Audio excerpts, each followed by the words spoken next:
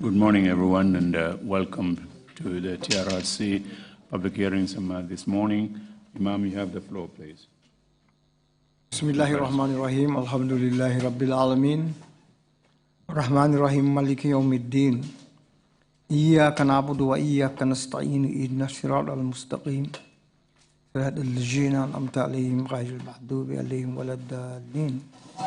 Alhamdulillahi hadina li hadza wa ma kunna linahtadi لولا أن هدينا الله الأول والآخر والزاخر والباطن يا ربنا لك الحمد كما ينبغي وجلال وجهك وعظيم سلطانك وصلى الله على سيدنا محمد خاتم النبيين وإمام المرسلين سبحان ربك رب العزة عما يصفون وسلام على المرسلين والحمد لله رب العالمين آمين.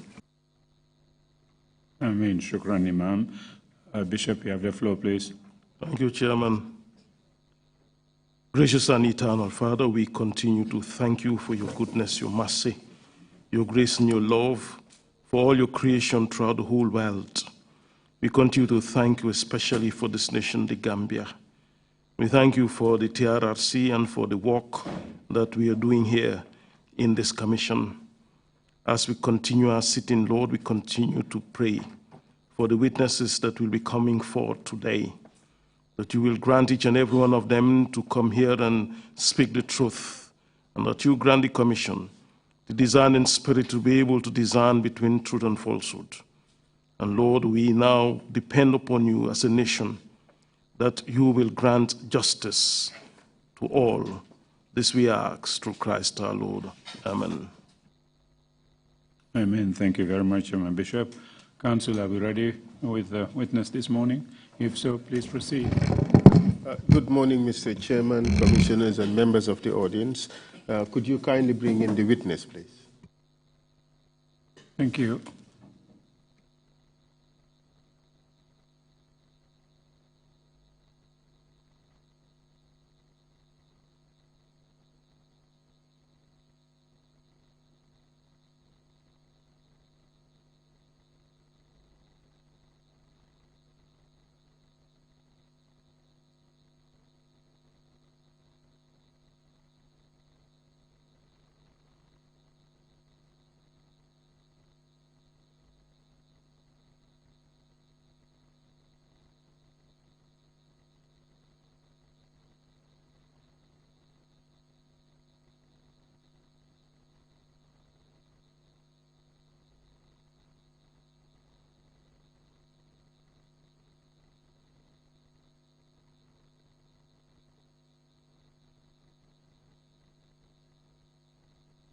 I, Veronic Carayol, I, Veronic Carayol, do swear that do swear that I'll speak the truth, I will speak the truth, the whole truth, the whole truth, and nothing but the truth. and nothing but the truth. So help me God. So help me God. Thank you.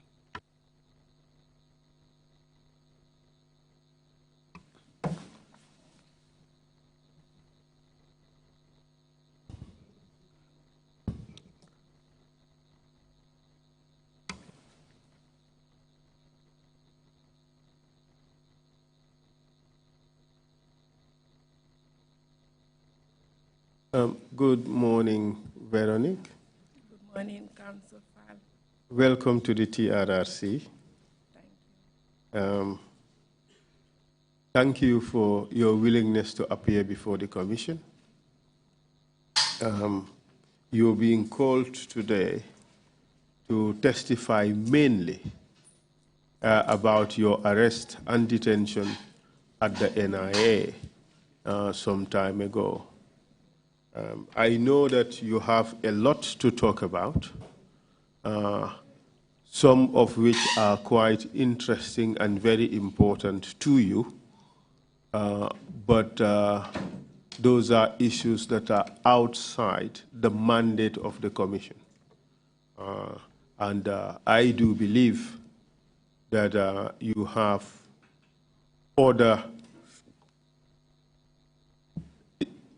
other areas or institutions which you can resort to for the purposes of getting justice with regards to those other issues, especially the land issues affecting yourself and your family.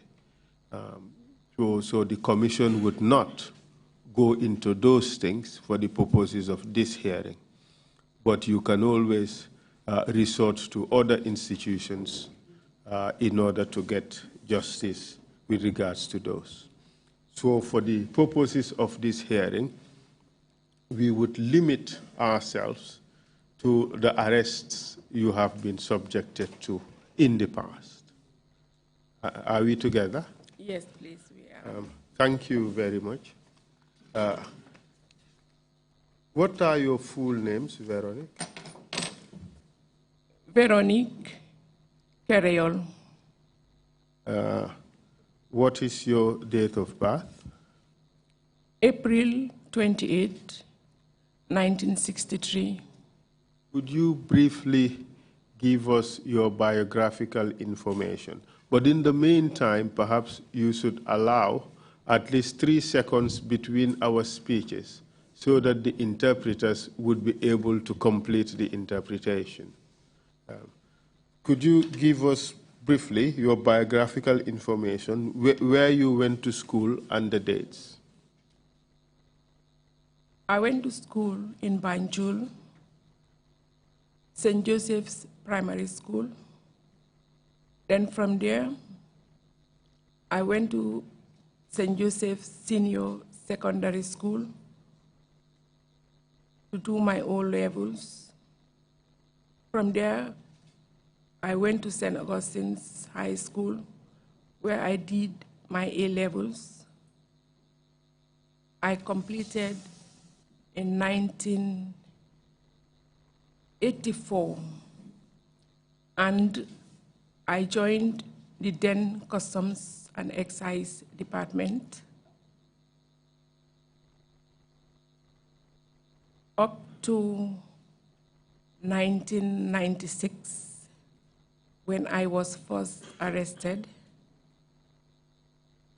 and taken before Justice Patricia Macaulay, either Justice Patricia Macaulay or Robin Cooker, either or,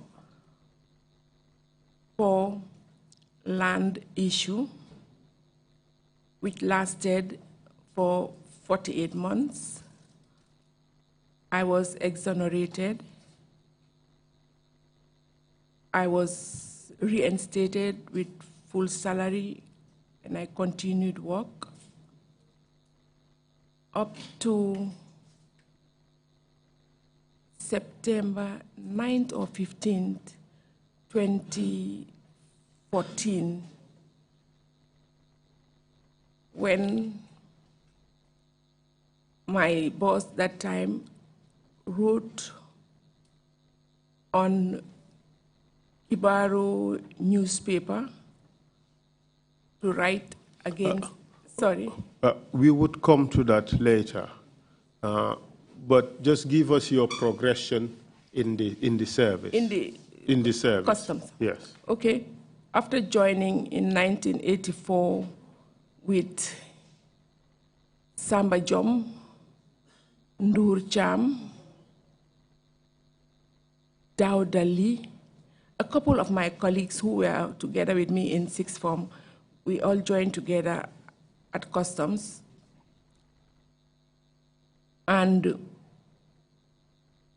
our boss that time, was it Mr. Savage also, said they have an intention of like training some of us who they feel would be somebody else there within the department, because like they lacked capacity there, so they want to build our capacity so that we will help them tomorrow, as they saw us as young breeds who can help our seniors.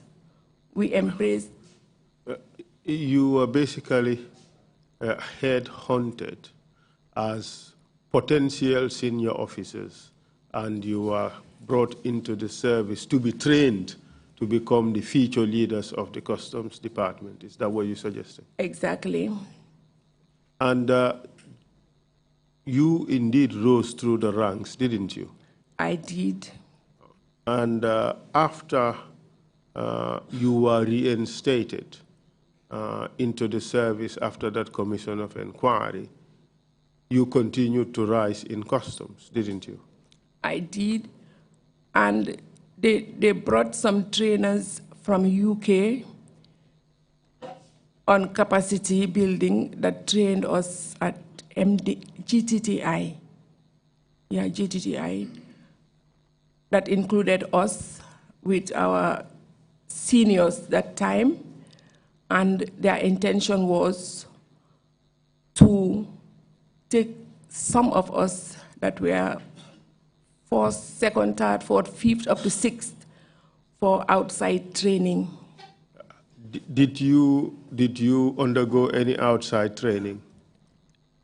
Internally, they brought resource persons from UK. So did you pursue any academic training post your A levels? I did here in Gambia with the Customs UK at MDI, and I think it was MDI or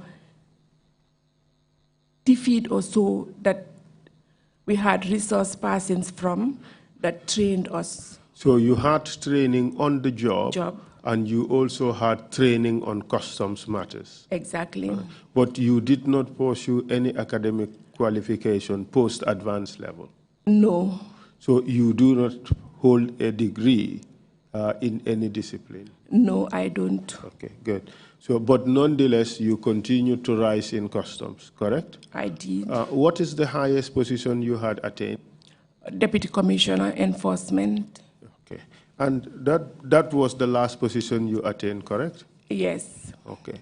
And what are the responsibilities of Deputy Commissioner? As the Deputy Commissioner Enforcement, we used to call it JACA, but like time goes on, we changed it to Deputy Commissioner Enforcement. The JACA was like internal auditor. Just for the average layman to understand, it would be the internal auditor that has eyes, ears, and whatnot in the It's whole. like the oversight mechanism within the customs itself. Yes, borders, Banjul, whatnot, the Gambia customs. So, I mean, you are checking on their false failures and whatnot, trying to guide them. So, it's to ensure that the systems, policies, and procedures are implemented. Correct. For how long were you in that position? I think for 7 or 10 years. And according to the hierarchy at the time, where would you place yourself? Would I say second or third in command? Of the entire Gambia Customs Authority, or Gambia, what's the full name again? Customs and Excise Customs Department. and Excise Department at the time. Yes, because we have 3 deputy commissioners, then we have the commissioner. Who was your boss at the time? Yankuba Dabo, who is presently the Commissioner General. Of Customs. But at the time, there was no GRA? No, it was not GRA. It was Customs and Excise. Okay. When did you leave the service? September, is it 29th or 30th, 2014. Why did you leave?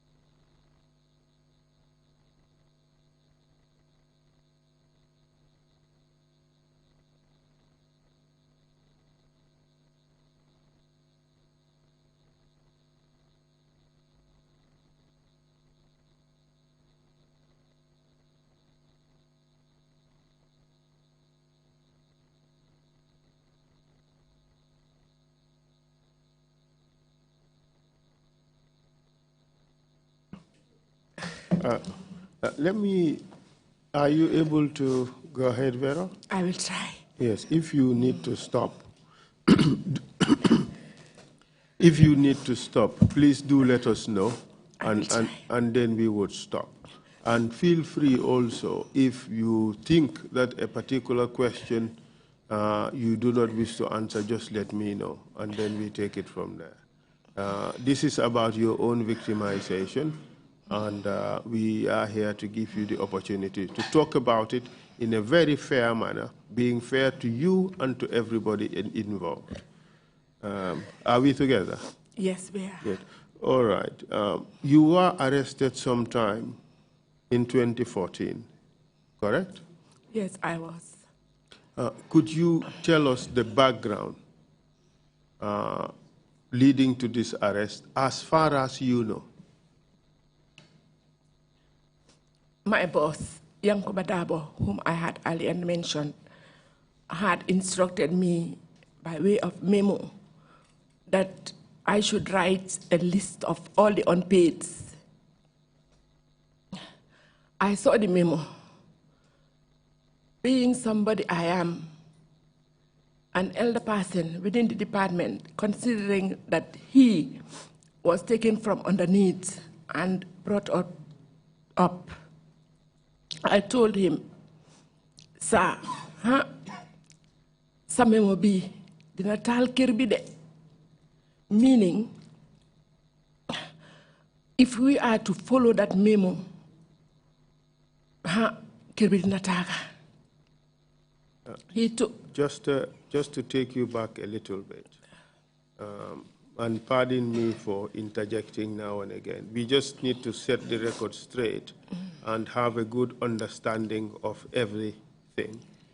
You said Yankuba Dabo was taken from underneath. Yes. What do you mean by that? We were senior to him. But with Yahya Jammeh's time, anything can happen. So he was brought up as the commissioner. I think in Njogoba's time it was two titles: the Deputy Commissioner General and Head of Customs. It was an abnormal, like, title also. You do not think that that promotion should have happened. That's your position, correct? If I were to advise the president or authorities that time, I would have identified other people that I feel would have sat in that chair well. At the time, you had A-level certificate, correct? Yes. And do you know whether Mr. Dabo also has an A-level certificate? At the time of his appointment, no, it wasn't. But he had developed himself at the, was it St. Mary's? I can confirm to you that he had A-level certificate. At the time of the appointment? No, he also had an MBA. Exactly. At that time he was appointed. So, and you would accept that at that time, with an MBA from England, he would have been one of the most qualified people within the service, correct? Well, there was somebody. The issue is... Not, to my own knowledge, not the most. Because why I said so, we had Malamin Sanyang Tunji, who had gone to Australia, or who had gone abroad to a customs university and was senior to him. Actually, Malamin was he Commissioner of Customs or Commissioner General? So if you are to take, I feel we should have retained Malamin and Yankuba understudy him, because customs work, you don't bring somebody underneath and allow him or her to lead without passing through some departments. But would you agree that, like you, you spent your entire career in customs, correct? Exactly. But do you agree that Yankuba also spent his entire career in customs? Correct. And he entered the service from the moment he finished high school. Correct. Up to date, he is still serving, correct?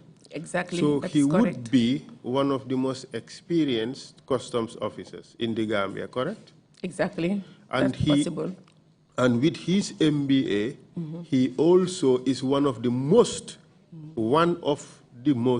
educated customs officers, correct? Exactly, that is correct. And with being one of the most educated and being one of the most experienced, he would definitely be one of the most seasoned customs officers we would have in this country, correct? Exactly, correct, one of the most. And you agree that if Tonji was to be appointed as Director General, perhaps Yankuba should be the person to understudy him. Exactly. With the view to what? To ultimately him being Director General, correct? That's exactly correct, So, sir. so your complaint, therefore, is that maybe he was made Director General a little too soon.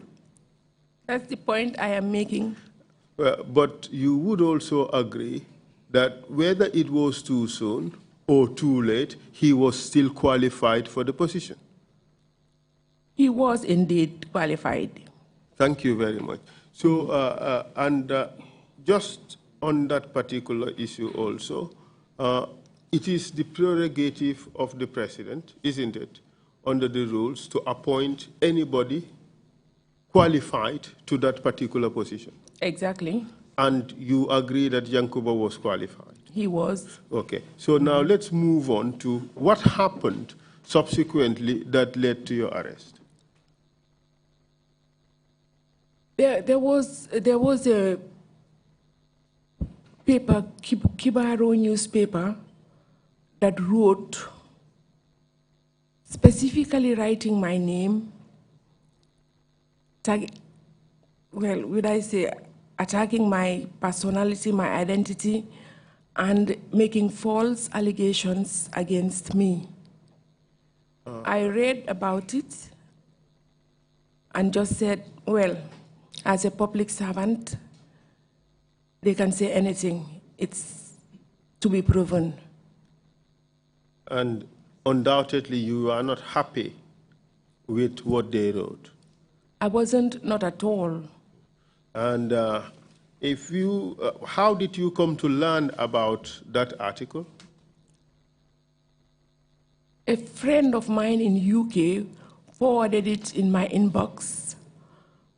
I read it, then I texted him back. I said, I know the author. He said, you know the author? I said, yes, I know the author.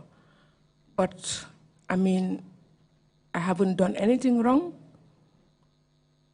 I don't see any reason why he should come and write to the media about me as a civil servant. If I had done anything wrong, we have GO and FI. Let him or her query me, and I will respond. So I think I went to his office, Mr. Dabo's office. Let's take it a bit step by step. Did you yourself read the article? Yes, I read it. And if you see a copy of that article again, you'd be able to recognize it. I will. Take a look at this document.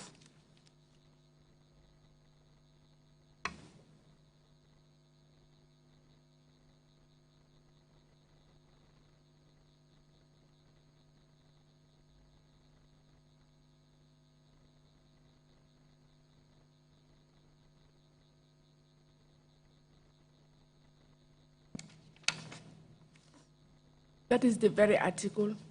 Could you kindly read out the title?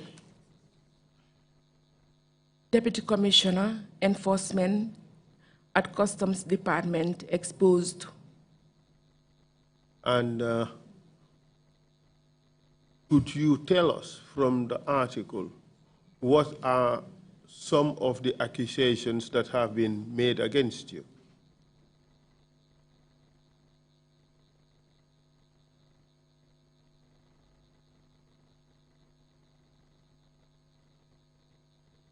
Harassing and blackmailing businessmen and their agents.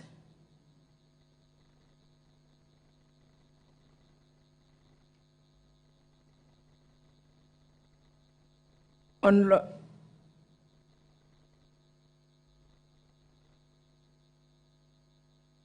was unloyal to President Jammeh.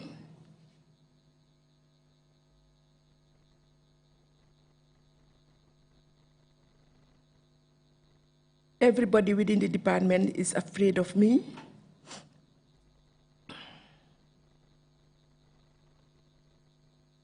I should not be in the department.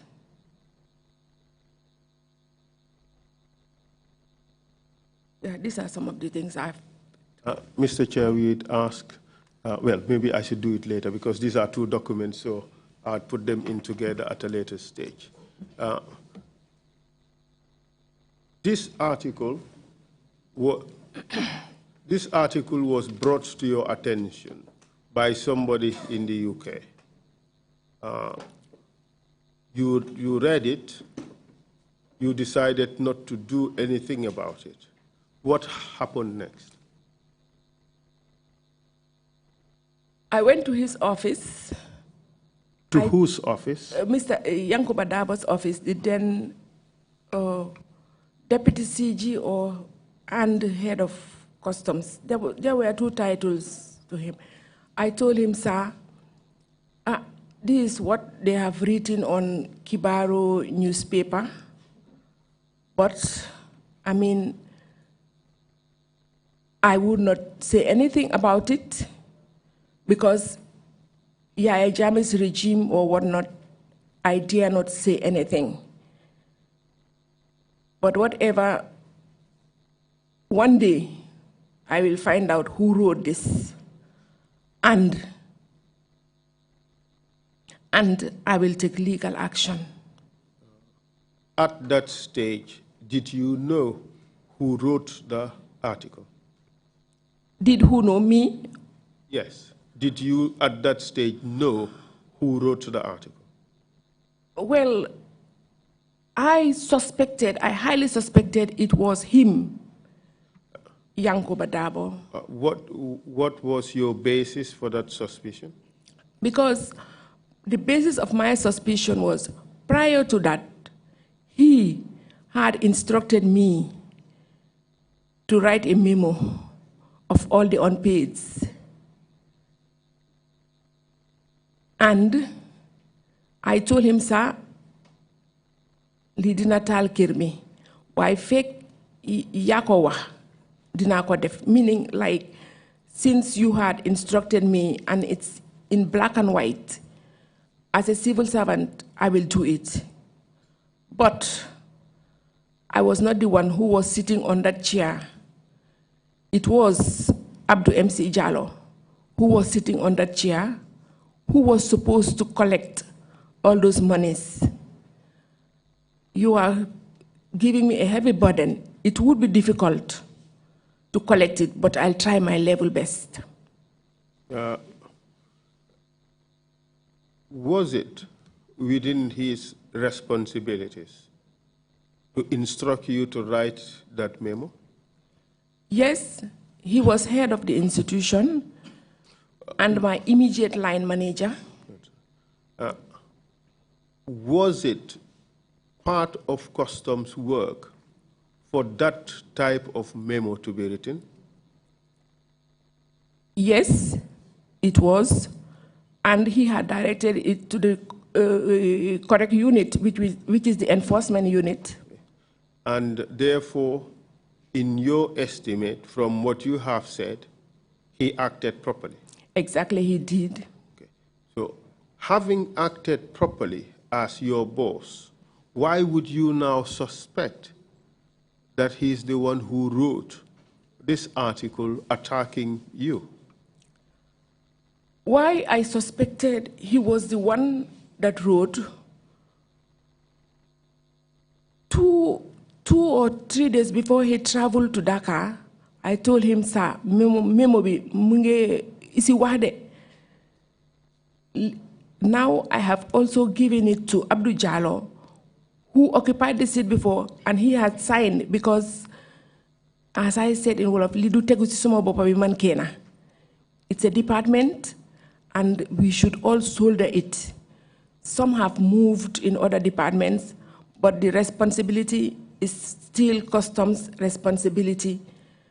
So Abdou has signed, let us collectively collect these monies. What I am struggling to understand is why would he instruct you to write a memo? But anyway, let me take it a step backwards. Did you write that memo as instructed? I did. And the memo, who signed the memo? Abdou Jallo, because by then he was acting as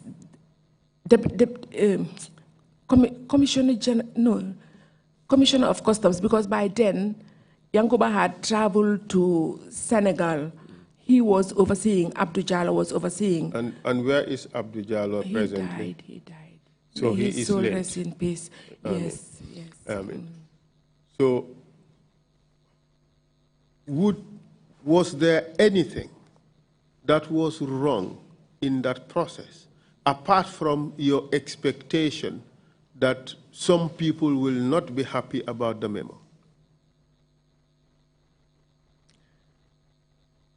When I saw the memo, and I know the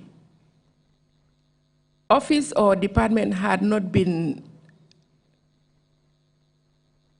audited for how many years, the memo being addressed to me, I said, what a burden, because it would be difficult to collect all those monies. And I mean, Abdou, as I said, may his soul rest in peace, was not like using the computer. And we were using Asikuda as a tool to help us in our job.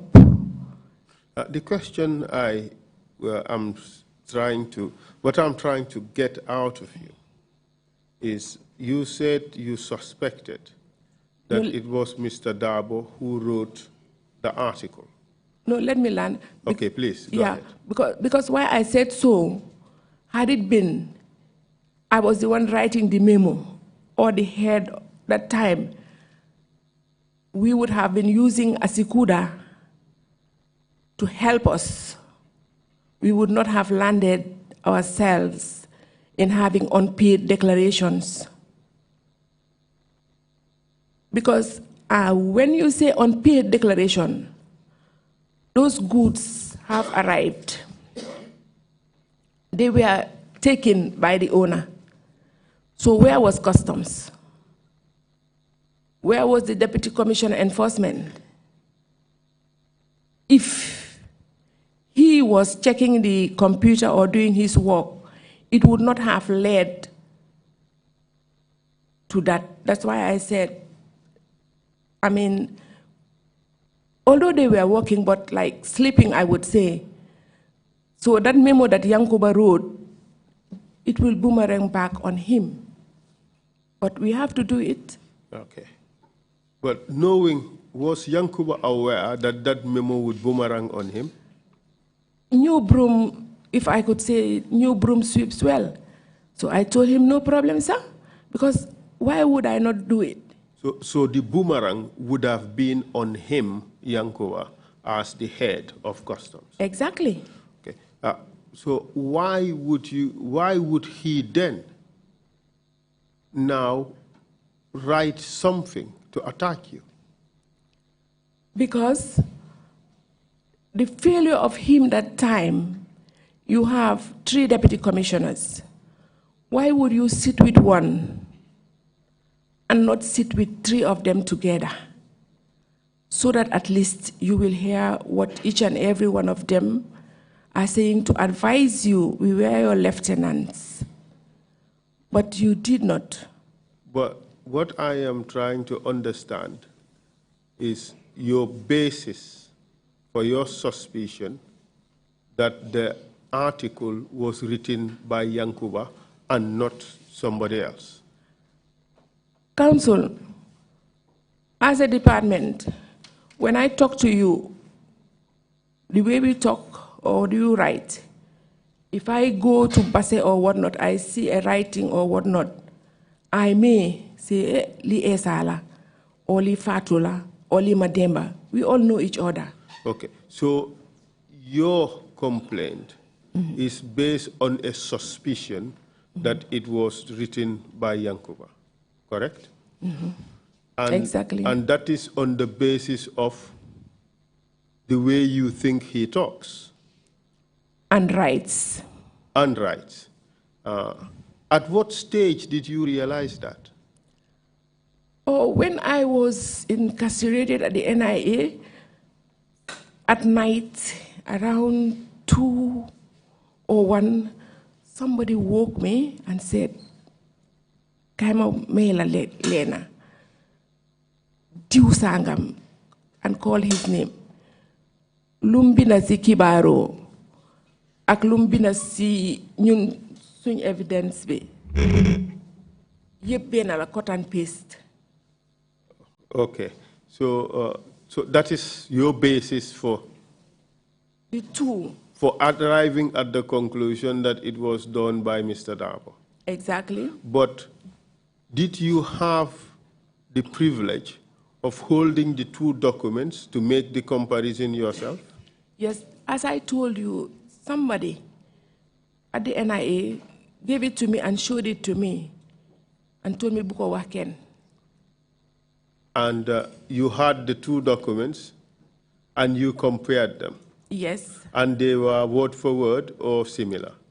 The T, the I, exactly cut and paste. But how is that possible? Are you suggesting, therefore, that when Mr. Dabo wrote his statement at the NIA, he had the draft Hibaro paper and copied from it? No, it was the same individual that wrote on Kibaro that when they arrested me on the first day, when I slept at NIA the first night, the following night, when they took me to Liz, I told him, Liz, bul sonal sa bopa, oyal Yankuba nga laaj ko, lan la def, be muma isi si yen, ngeen xamne man Yaya Jammeh suma tiye na ma rendi. They called him, he wrote cut and paste. But what I am trying to drive at is the statement that is attributed to Yankuba and the Hibaro article is basically verbatim, it's the same, correct? Exactly. But don't you think that Mr. Dabo would be stupid to do that? Because it would be really exposing him if he were to write a statement that is identical with the Kibaro article. He would be giving away himself. And that's what he did, sir, counsel. Okay. So your promise to him when you went to his office was that you would take this person to court. Exactly. When you discover who this person was. Okay. So subsequent to that, when were you arrested? I was arrested when we went to Kanilai. Was it on we went to Kanilai on a Friday. Do what? Farm. On whose Actually, farm? On whose farm? Jammeh's farm. Do you own a farm? I cannot farm. And what did you go to do in Kanilai? Follow the crowd. Because my presence there, I cannot go or do whatever. But why did you have to go there? Because that was my first time of going, and I was head of Deputy Commissioner Enforcement. It falls within my purview, so I said, It fell within your purview to go to Kanilai and farm? No, Deputy Commissioner, I was coordinating. Coordinating what? Collection of customs duties? No.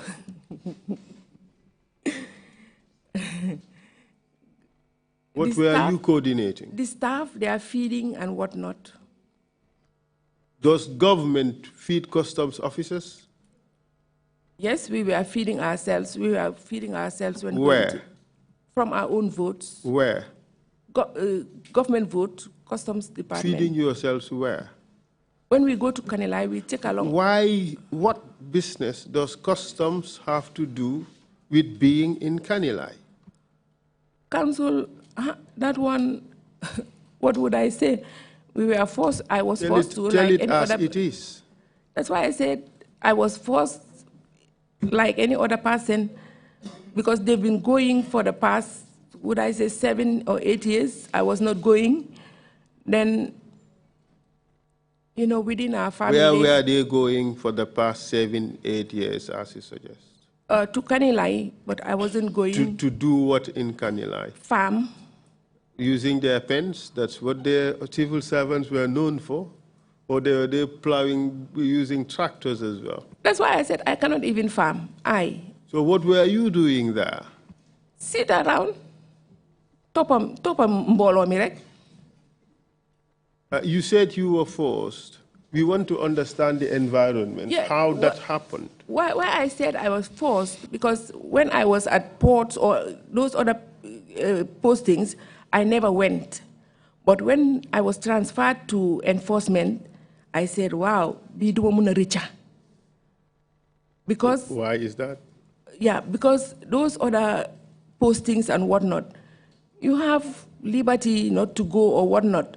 But coordinating it and not going, he will say, was it part of your official responsibilities to be corralling farmers for the president? They will send you, forcibly. They will send you a memo.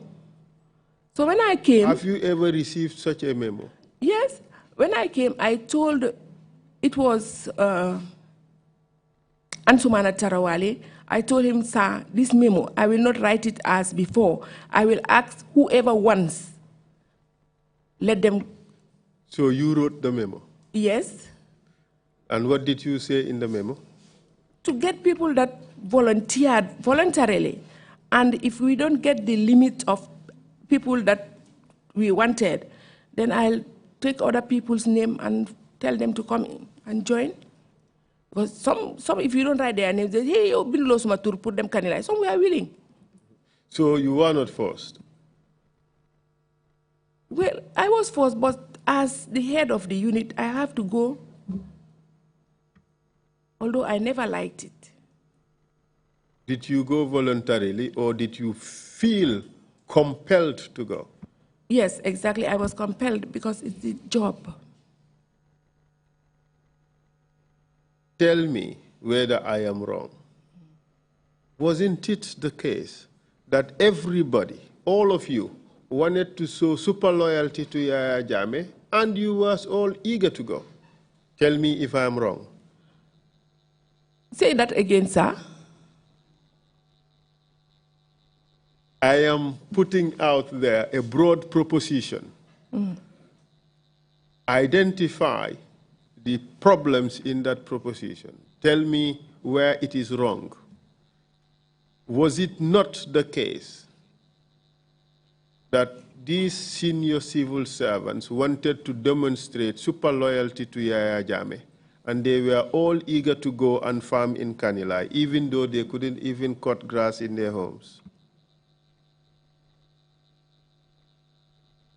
Not all civil servants, sir. Not all. And how many would you estimate? The top echelon, they wanted to go? Yeah, most of them wanted to go, And some, even if you don't write their names, they'll come and tell you, Abinuros Matur. So those ones are the ones I will write their names first to get the number of people that they wanted, because they'll ask us in the memo, 400 need 300. So if we don't get that amount, we'll try and ask some people, this time we will write your name, next time we'll write somebody else's name. But there are some, every Kanilai going, they must go. Okay. And some were forced? I was. So you are one of those top officers who were forced, exactly. But there were top officers who were willing? Exactly. Okay. So you went to Kanilai, and what happened after that? Before going to Kanilai, I went to my friend's house. I told her, I am supposed to go to Kanilai. I may be arrested there, I may not be. Why did you think you'd be arrested? Because of this memo. What was the situation at the time with regards to memos of this nature? Or no, not the memo, I mean the yes, articles of this nature. Exactly. To get the attention of Yaya Jammeh, I mean, Kibaro knew that Yaya will come after me, especially when they wrote here Langtombong Tamba's name together with loyalty. And the article suggested that your loyalty was to Langtombong Tamba. No, the article said I was not loyal to the state. Yes, but who were you loyal to? If not the government of the Gambia. Did it not say that you were loyal to Langtombong Tamba instead of Yaya Jammeh? That's what I'm trying to read, whether it was specifically. Yes, it was. Yeah, the second paragraph. Exercising personal loyalty to jailed former army chief Langtombong Tamba. So you believe that that statement would evoke Yaya Jammeh's anger? Exactly, because by that time, Lang was in jail, and anything to attract Yaya Jammeh that time, write about anybody who he had left in jail. So you became apprehensive that you may be arrested? Yes.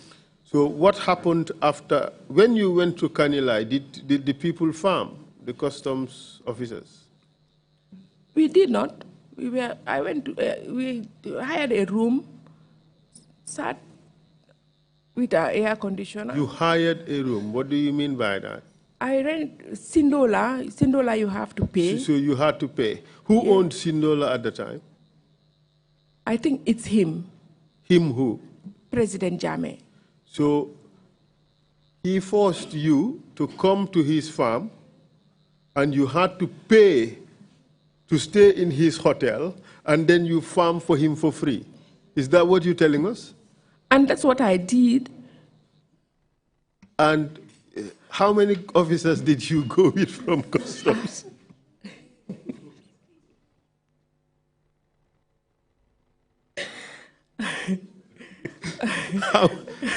How many officers did you go with from customs? That time, mostly we used to go with 50. And all those 50 were accommodated, weren't they? No, the hotel, we were about 6 or 7 in that room. But it was paid for? That room, yes. By who? Myself.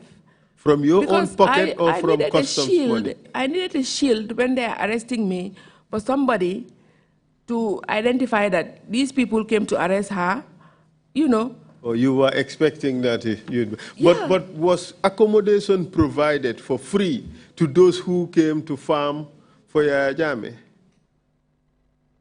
They call it, that area, oh my God. Is it not Playfield? Oh my God, I've forgotten where they do their wrestling, arena or whatnot. That's where normally they accommodate us. It's open area. So I said... So people sleep in the open? That's exactly. So I just said, It was like a campfire? That's where they did do their dancing and whatnot. So I said, let me take a room with some 6 colleagues or 7, we were 6 or 7 in number. And for all officers who wanted to have better accommodation, sleep in a hotel, in the hotel, instead of the open air or the tents, they'd have to pay for their hotel room. Yes, that time I paid, but like the compound next to him, Siaka Bojang's compound, normally I do stay there because Siaka together with Yaya's young elder brother were all brought up by my grandfather. So it's like that wasn't your first time going, was it? No, that's why I said the last time we stayed there, because Siaka is a clearing agent and a relative to him. So when I was going and I needed more people to help me, bail me out, I said, Kale, need them Nijel Hotel. How many times have you been to Kanilai? I think 3 times. Well, were all those 3 times to go and farm for Jame? Yes, all three were to go and farm. Did you ever farm? As I said earlier, I have never. I don't even know how to. So you go there and present yourself and... Just a passenger in a vehicle. All right. Okay. So when were you arrested?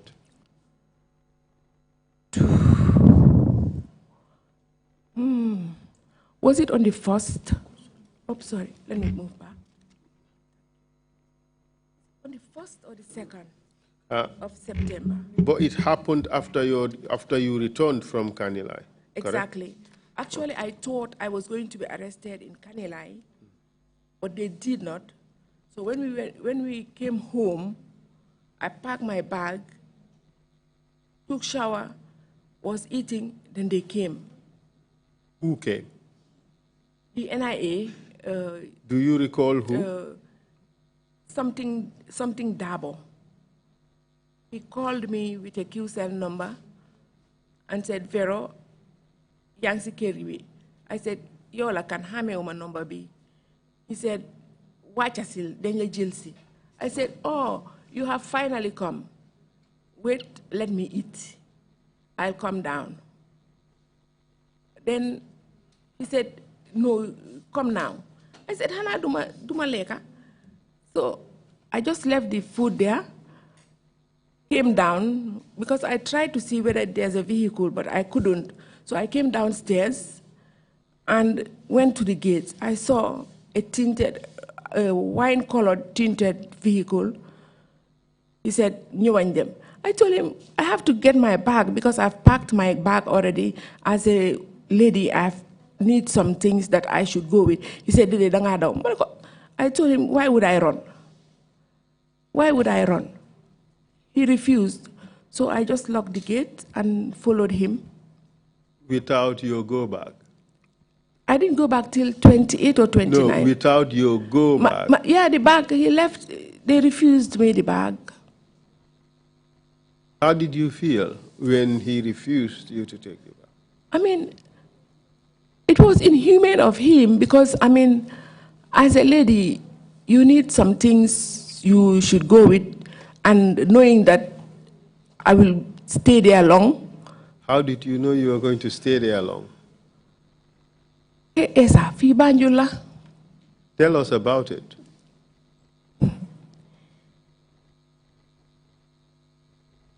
Somebody told me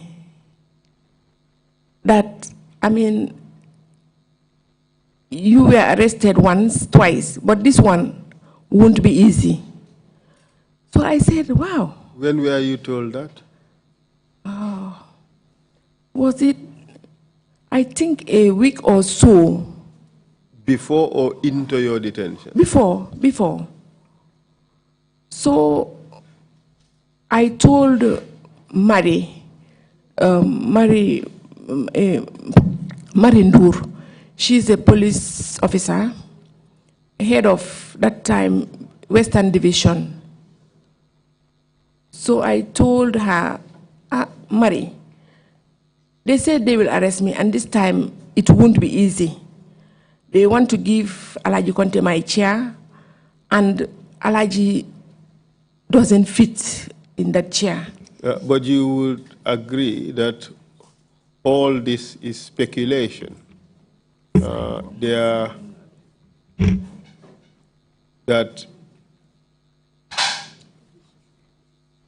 Maybe, excuse me, sir, could you possibly push it forward so that she would be comfortable?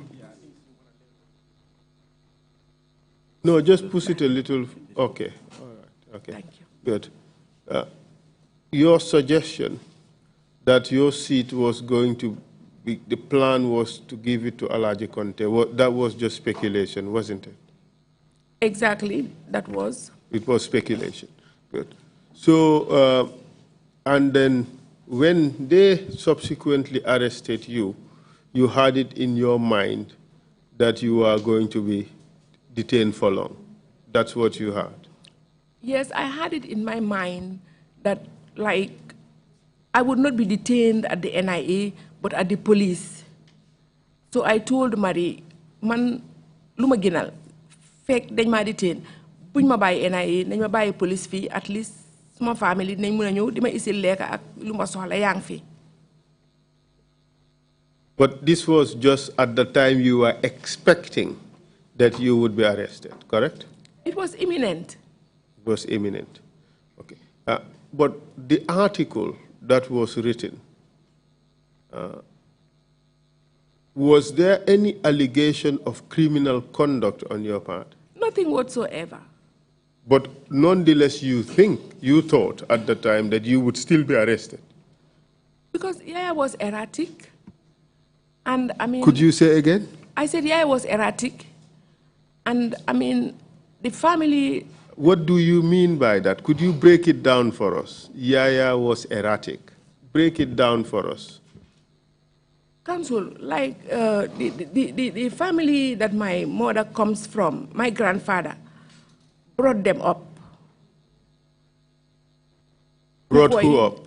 Them. When I say them, I mean the Jolas. Like Kukoi, plus his elder brother, Peter Lamin Sanyang. This Siaka I am talking, who lives next door to him in Kanilai. Benedict Jame, David Coley. All of them, they live in a compound at Dobson Street. So, I mean, instead of saying thank you to my grandfather or whatnot, the first thing that Kukoi did was to come to our compound with a gun during the coup. The same applied to Yaya. That is what was 81, right? Exactly. The same too with Yaya when he came to power. What did he do? He arrested me in 96 or 98 to come after my grandfather's property or whatnot, together with my mother's property, together with my properties, passing through Joint Officers Mess Act. But you do agree that in 1998 there was a commission of inquiry with regards to assets? Yes. Okay. And that is the commission of inquiry in which you participated in, yes. Correct? Mm-hmm.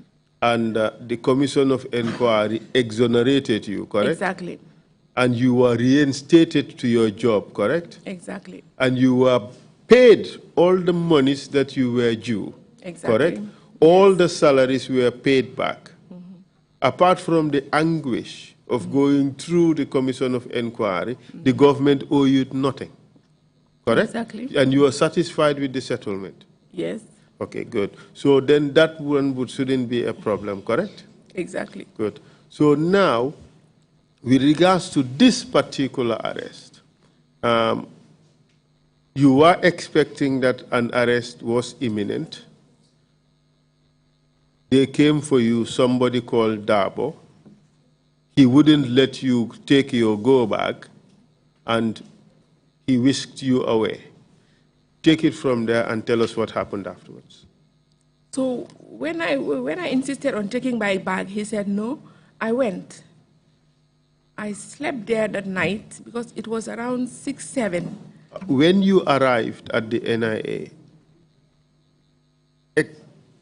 They booked me. which premises did they take you?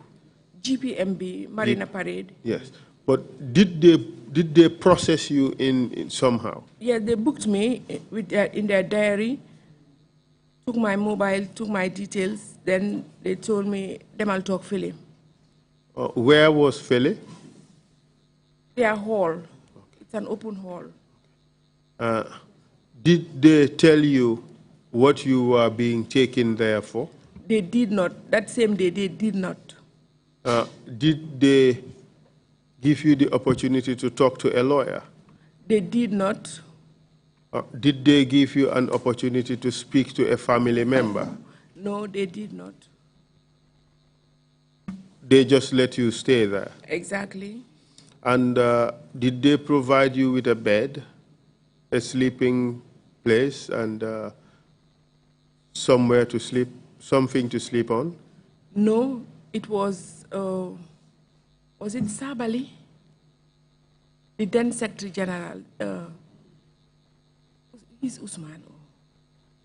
The Sabali who was Secretary General was called Momodu? Exactly. He was the one that found me sitting and said, hey, ñi duñ la bàyyi fii de kaay arrange la room bi nga fanaan fa. I told him fanaan. 1 hour, 2 hours, 3 hours. Let's try to understand this. You mean the Secretary General came to the NIA premises? No, he was arrested too. He was arrested too. Ay fofu dafa neexoon de. Ah. ñun ñu fa nekkoon ñun ñu tombé woon ñu nekk foofu ñun ñu bari la woon. He was there. He was the one that told me, these people, I doubt whether they leave you here. 1 hour, 2 hours, they didn't release you. Okay. Come, take this room. Veronic, I was thinking that perhaps maybe to capture some of what you were saying, you can speak in Wolof, and then we can have interpretation in English, if you so wish. Oh. Let me try and continue in English. Okay. All right. It's your choice. It's your testimony. So at that time, you said Fufu da Fanehon, ñun ñu bari la woon. Who and who was there? Myself, Sabali, 5 other prison wardens, Jata, Jata who? A police officer, crime management, CMC or whatnot, at Keraba police station, together with the Alcalo's son, Burfoot, Pa Khalifa Sano's son, I've forgotten his name, together with the one that sells his hats, Tambedu. They call him Rossi because he was a footballer. We were there all together. How many females? How many? I was the only one. Did they segregate you? No. You had? At night, one of them will come and tell me, this is the room that they gave me. Now come and sleep. I'll come and sleep in the hall. Then you will come and sleep inside the room since you are a lady. And it was your fellow detainees who were according you that courtesy? Exactly. Good. And when Momodu Sabali told you that ñi duñ la bàyyi léegi de, kaay fii, how did you feel at the time receiving such help? I thanked him for the generosity, but not going to sleep at home too was something mixed feeling though. So what happened subsequently? I slept. And the following day? I think I had a knock on the door, then I opened, then somebody tapped me and said, can them invest? Let's go to invest, meaning their investigation. I said, no problem, let's go. So when we went to investigation unit, I found Liz, who who was the then deputy director. He died. Deputy director of where? NIA. Liz. Together with the one that escorted me, Keba Seka. Do you know Liz's full name? Liz. I think he's Edward, Louis or Louis Edward. But I think Louis is the middle name. What was his last name? Gomez. He was the deputy director. Louis Gomez? Yes, Louis. But we call him Liz, but he's Louis. So we went. When Keba handed me over to him, I told him, "Hi, Liz Yola." But no problem, let's go. We went, and they started questioning me based on this. And you gave a statement? Yes, I gave a statement to them. During the interview, during the interrogation, did they do anything to you? They did not, just that I think they were recording me, because when they were talking, they brought out a metal,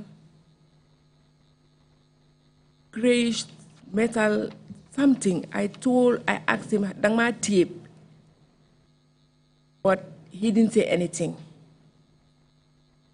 I told him, "Bulma tape. Don't tape me, don't record me.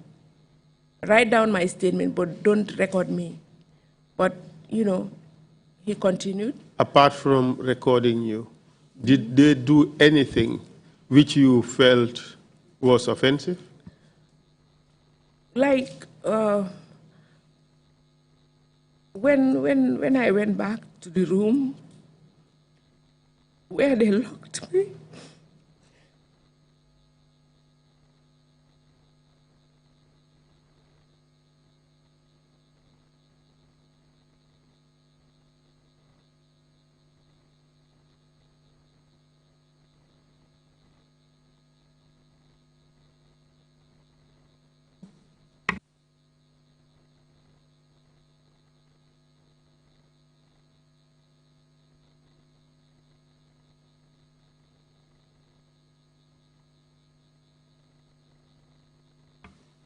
Mr. Chair, may we call for the morning break earlier than usual, 10 minutes earlier, just to afford us the opportunity to let the witness recuperate.